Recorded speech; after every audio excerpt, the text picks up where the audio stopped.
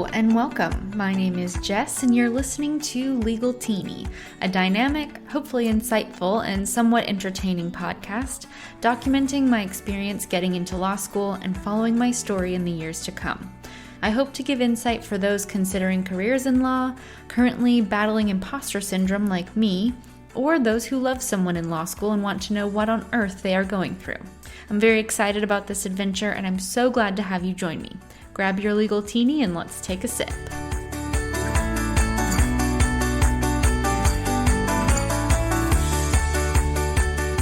In this first episode, I wanted to give a baseline introduction about who I am, where I came from, and why I decided to go to law school.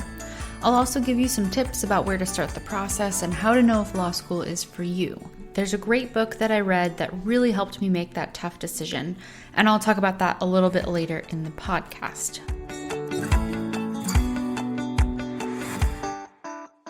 First, about me, like I said, my name is Jess, and I will be attending law school in the fall. I'm still deciding between a few schools, but more on that later. Law school means a career shift for me. I'm a non-traditional student in that I will be older than most 1Ls coming into school. I graduated from my undergrad almost 10 years ago. Yikes. And I've been working in healthcare operations ever since. My decision to switch paths and pursue a career in law instead has been brewing for longer than I realized. Really, I can thank COVID for forcing the issue. That might be the only thing I can thank COVID for. As you can imagine, healthcare during a global pandemic doesn't exactly conjure up images of relaxation or butterflies and roses. It's been rough. And to make a long story short, it highlighted a lot of ways that the healthcare system is not working well. In my roles as an operator of a healthcare facility, this showed up in conflicting guidelines provided by the government entities that sort of govern facilities, hospitals, facilities, things like that. You have the CDC obviously providing a certain set of guidelines, but you also have the federal government creating mandates and then a set of regulations coming to you in the form of 90+ page documents about weekly from the state. Then you have local health departments chiming in with what they think is best, and it almost always all conflicts with each other. The very entities, put in place to guide us and kind of create streamlined processes only create mass confusion. And on top of all of that, and you must be thinking, what on earth could be on top of that? And you'd be right. On top of all of that, each entity is simultaneously threatening to shut you down or enforce exorbitant monetary penalties. And if you don't comply, you are in huge trouble. And when I say comply, I mean they had measuring sticks and rulers to make sure that certain things were certain distances apart. You had to hang your masks in a certain way. I mean, just insanity. Absolute insanity. So this is where I'm coming from. Lots of confusion, frustration, burnout, a lack of staff, fear, and honestly just chaos. No one knew what was going on or who to turn to for simple, straightforward guidance or even who ultimately had the authority. I mean, none of us knew, right? It was a pandemic and everyone was just sort of doing their level best to get by and do the most good. We all have just been doing our best. I would have people call me all the time saying, what are you doing with this new policy? And how are you interpreting this? And how are you implementing the requirements here? Can you send me your policy for this process? I mean, daily I'm getting these phone calls and I became kind of this resident expert at my company and among colleagues in the industry for how to interpret the many conflicting guidelines, which ones to follow and how to navigate the ones that were bending the rules on. I started to think, shouldn't you be turning to your legal teams to guide the least risky, most compliant path forward?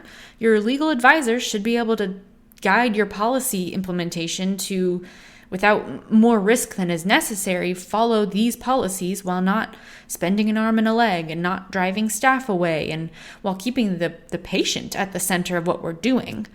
Why am I able to connect these dots? Why do I seem to have such a knack for complex, chaotic situations? At one point, we stood up a COVID unit and had hospitals essentially knocking down our door, trying to get us to open the unit. And it wasn't ready. It was absolute chaos with maintenance guys putting up temporary walls. We had military nurses filling open shifts, figuring out how to get food and medicine into the unit without cross-contamination. How to get the biohazard waste to the biohazard room, which happened to be on the other side of the facility. All of it was like solving a jigsaw puzzle with your eyes closed while hopping on one foot and speaking to the mayor at the same time. You're trying to maintain composure while having no idea what you're doing and being sure that everyone is about to call your bluff at any moment. Dang, if that's a skill I can put on my resume, I really need to work that in somehow. Honestly, in talking about this, it's amazing what an incredible opportunity I have had.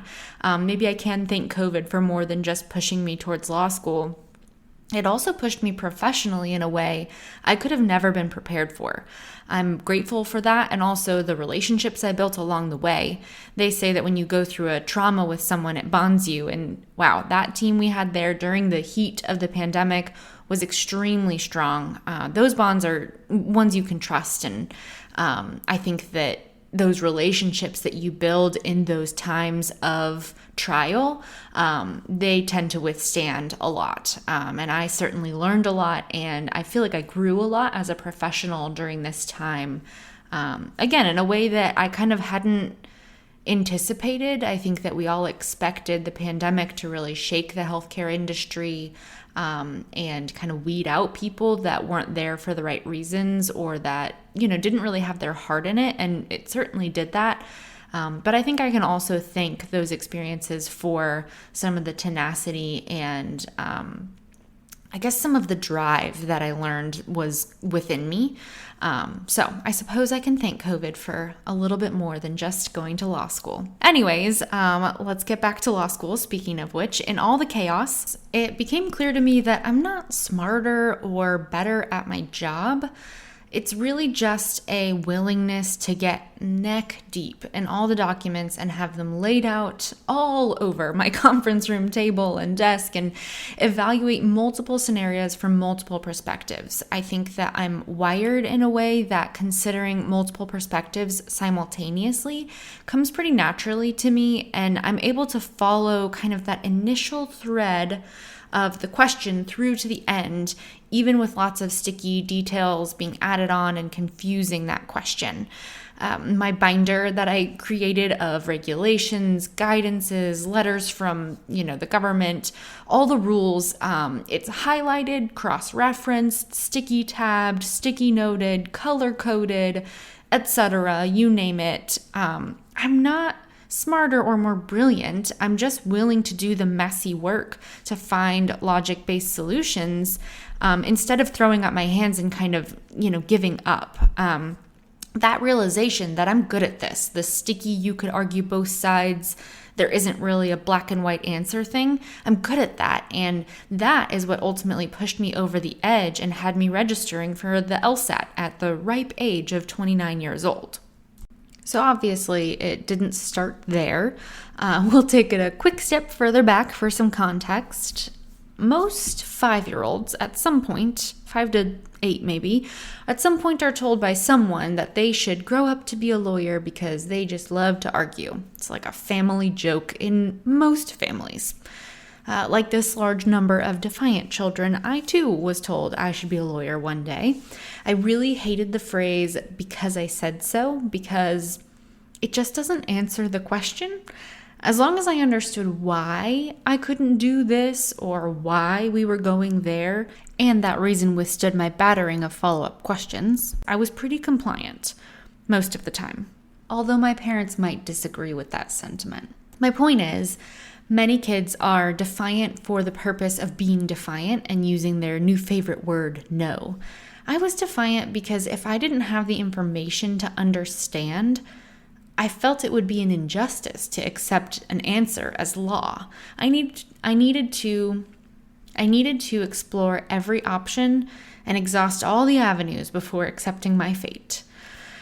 So fast forward back to more recent times, over the last several years, my dad has been telling me to apply to law school. He just kept saying he felt like it would fit me, my personality, the way I think, and it really took me a while to come around, but ultimately, I agree with him. In studying for the LSAT, the logic-based teaching really resonated with me. Not that I found it easy, honestly, it was really challenging, and that was a dang hard test, but I liked it. I enjoyed the concepts that I was learning. Again, not saying I came home from a long day of work and thought, oh goody, let me start on my LSAT practice.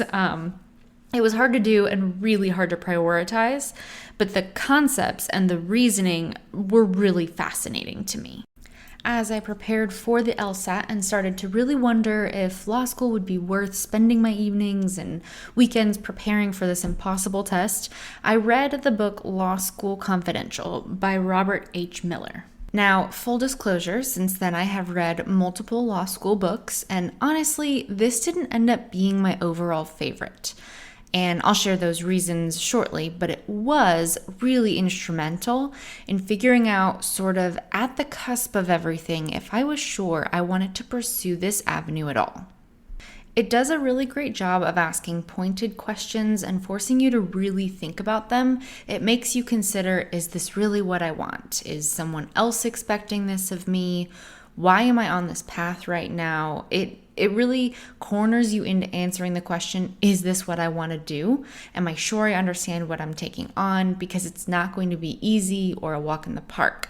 Is this really what you want to do? The author goes through several examples of reasons you may have for considering law school and basically debunks them. Your family member who's a lawyer and is pressuring you to get into the practice, do you know if they're actually happy with their career? Is it just about money for them? Are you romanticizing their experience? Maybe this is what you've been preparing for since high school, so it would just be such a shame to give up the dream now. Maybe it's all about money for you. You really need to make sure what you're planning for yourself will actually make you happy. If you think about money equals time, you're saying you're okay with spending all your time being a lawyer. For me, it's critical to have work-life balance that I can sustain. I've done the grind of being married to my job, and while I'm happy to work hard and even sometimes long hours when it's warranted, that kind of stress can't be sustained without causing damage to your body and to your mind. I love to work hard, and sometimes I need help from those around me to remind me to slow down and take breaks.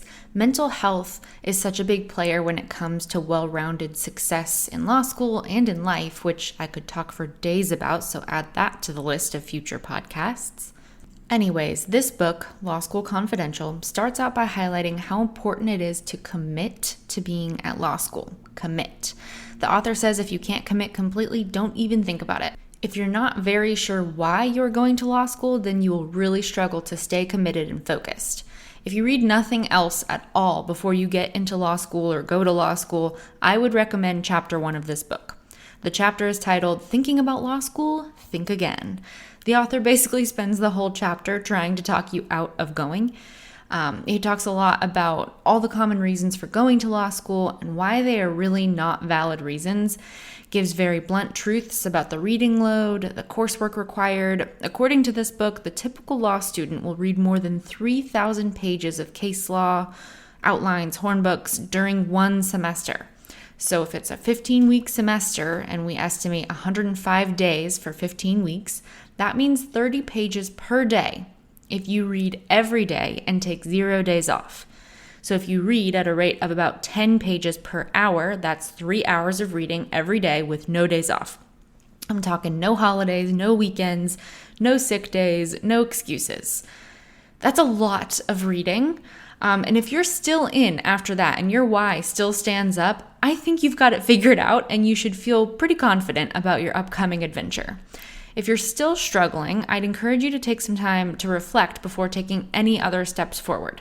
You'll need to look back on your reasoning when the days and nights drag on and your brain is full. It's a lot. So make sure that you have your why kind of squared away.